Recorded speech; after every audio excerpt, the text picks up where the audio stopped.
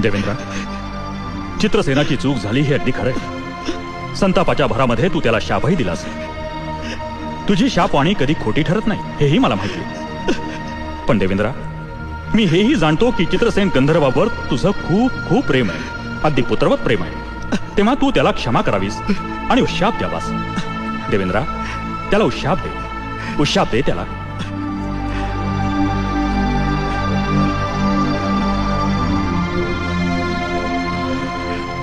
चित्रसेना, मी तुला उशाप देत आहे. मृत्यूलोकी मिथुल्ला नगरीचा राजा सत्यवर्मा याची कन्या सत्यवती तिच्याशी जेव्हा तुझा विवाह होईल तेव्हा तुझा उद्धार होईल. पण ह्या राजकुमारीशी माझं लग्न झालं आणि परत मी गंधर्व झालो. तरीच म्हणलं तुला कुठंतरी बघितल्यासारखं वाटतंय.